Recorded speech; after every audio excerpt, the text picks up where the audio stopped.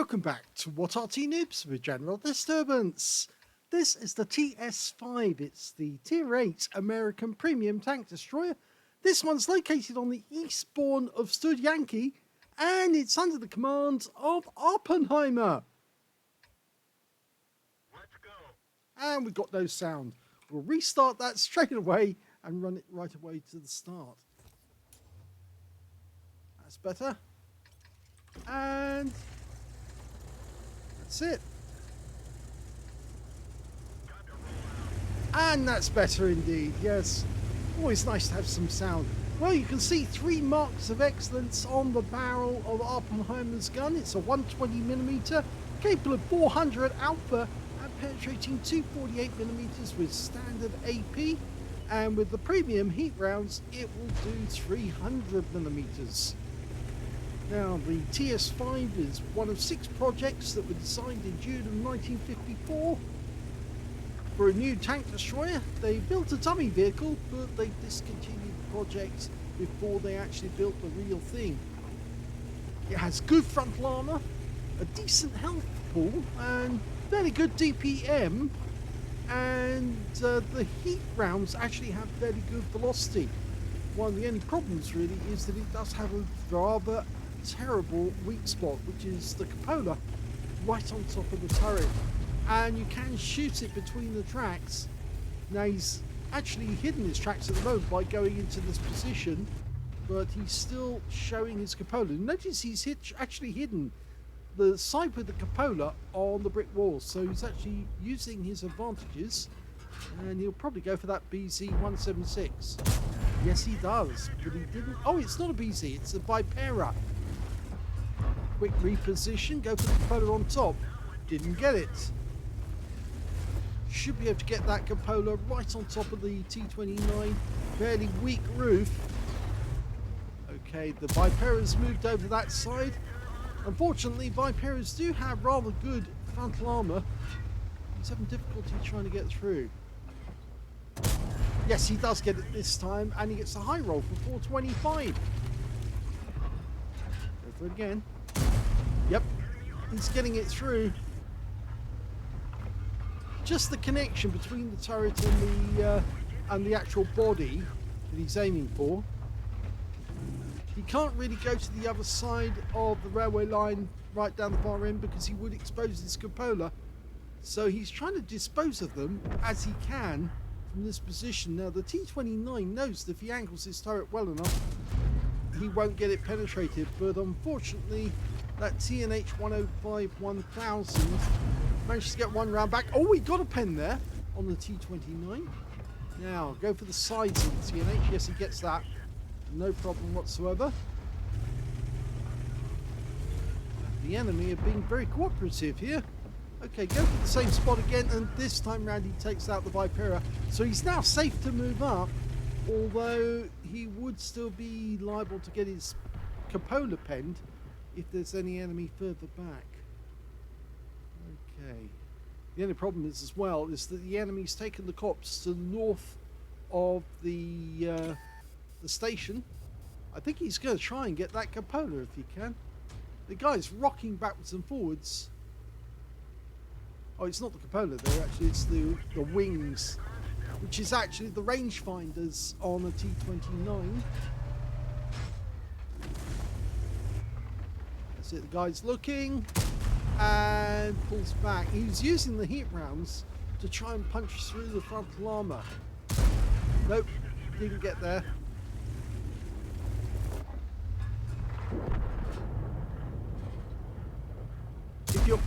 If you're wondering why the video sounds different, is that I've had to switch mic again, and it looks like the mic is working this time, so I'm getting much better quality on the video.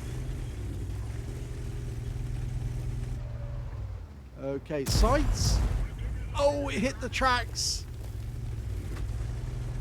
He's only got 5 heat rounds left, and the T-29 does get a pen on that one. And he's having to pull back. That's a 105mm gun. Okay, can you get one through? Yes! Pulls back. Okay, we've got the wood to the north. We might as well move forward now. There is an ELC 790 just to our left. Oh, we take one round from a Borsig. We didn't expect him to hit us, but he's pulled back, so we can push forward now. We've got AP loaded. Hello! One round into the ELC 790. The second round will kill him. He daren't move forward, and there's the kill shot that got him. And we're bouncing rounds from a Super Pershing who's down in the south, and we can't see him. The IS-3A's decided he's going to move up and attack the heavy tanks. It might not be a good idea to go around the south side of the station to get at the enemy, because we would be open to shots from that Super Pershing. And that Borsig got spotted again.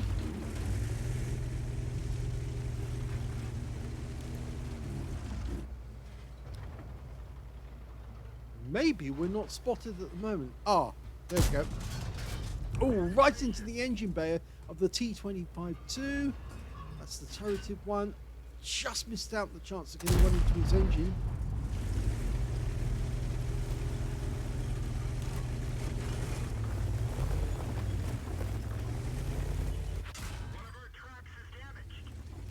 Yeah, he's still trying to get pens.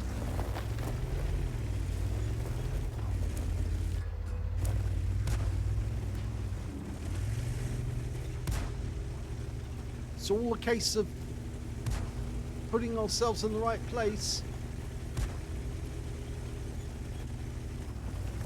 Okay, we're going to deal with the Borsig.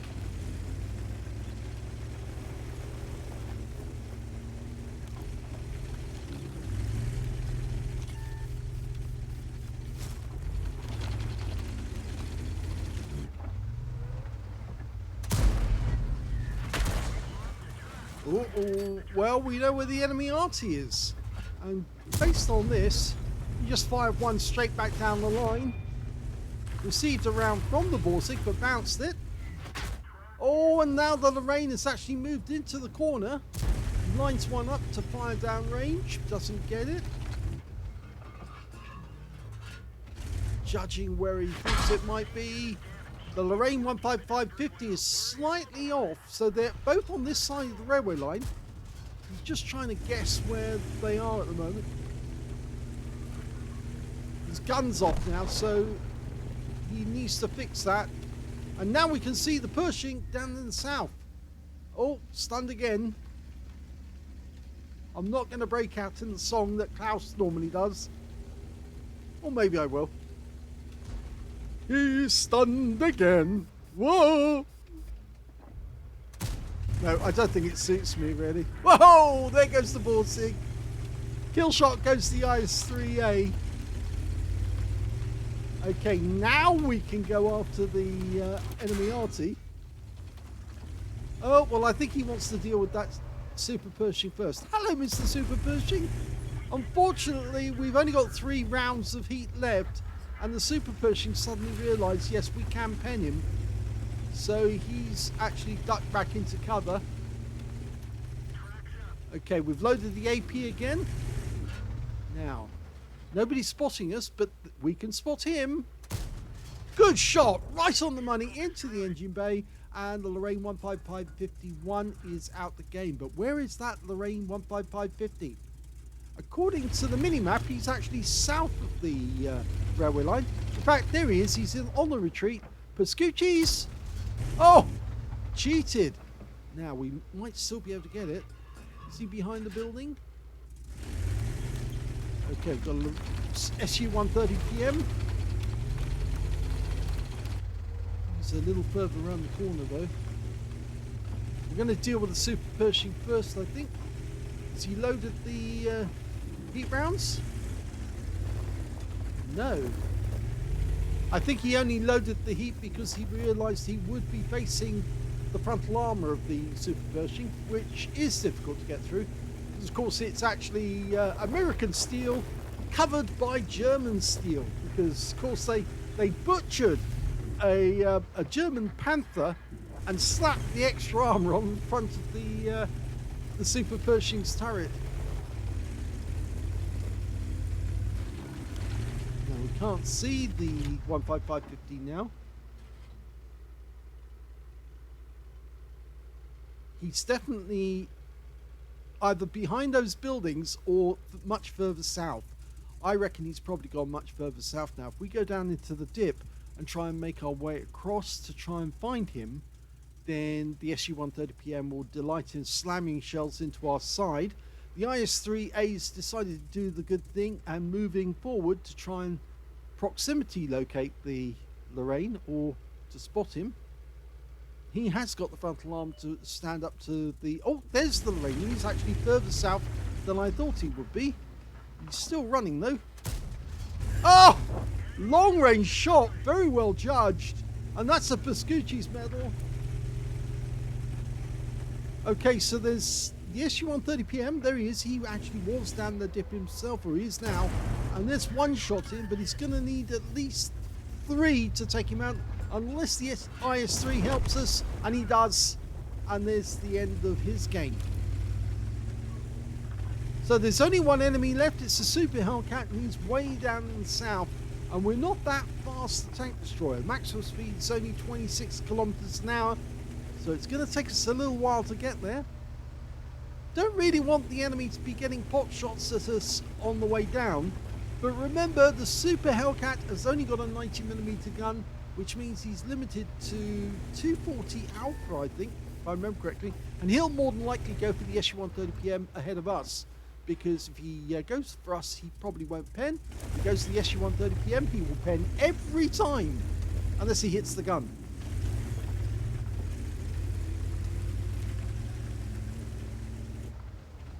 I'm not seeing any light bulb next to the SU-130PM. Yep, so he hasn't spotted. Now he's spotted him. One shot, and he gets a high roll, and there's the kill shot that finishes the game for Awppenheimer.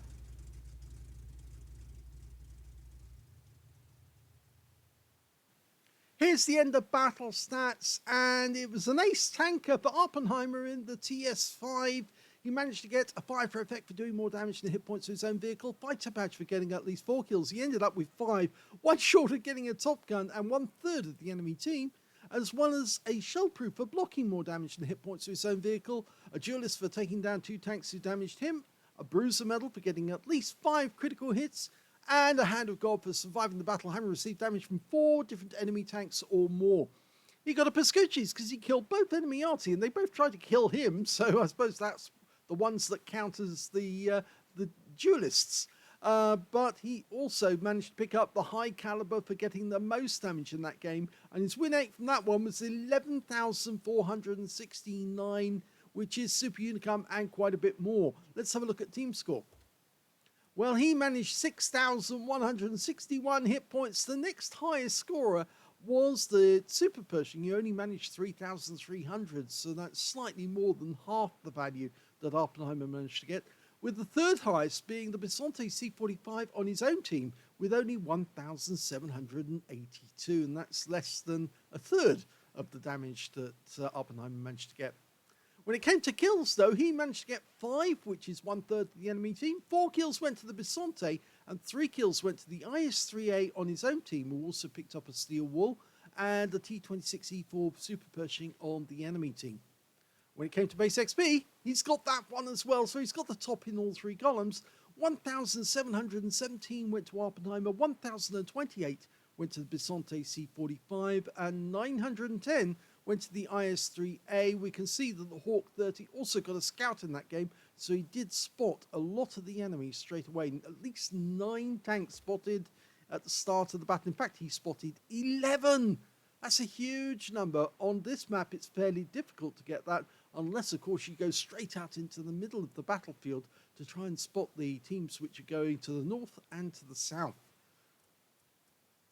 He fired 34 rounds in the game, got 27 direct hits on the enemy and 17 penetrations, damage of 6,161 hit points, of which 1,955 were at more than 300 meters. Received 17 hits from the enemy in that one. 3 penetrations, 12 non-penetrations, and 3 hits by way of splash damage. He blocked damage of 3,050 hit points in total. Damaged 10 of the enemy, killed 5, 271 hit points of damage assistance. On a premium count, he earned 156,506 credits for the battle, 78,253 from holiday ops, 234,759 altogether, and after repair, ammunition, resupply, and consumables, took away a profit of 74,427 credits. He would have made a profit even if he'd been on a free-to-play account. 2,575 XP times 2 for the first victory, 258 for this being a premium vehicle, and 5,409 experience points altogether. Yes, a very good game in the TS-5. It does have its faults. It is fairly easy to hit and take out if you know where to put the shells. Obviously, that T-29 didn't really know where to do that. But of course, Awppenheimer also knew that with the premium rounds, he could burn his way through the frontal plates of that turret because it is not that thin. When it comes to the premium rounds on the TS-5, 300 millimeters of pen, it's more than enough to go straight through. So if you enjoyed that replay, please give this video a like, do subscribe to our channel, leave a little comment down below because it feeds the algorithm, and thanks for watching!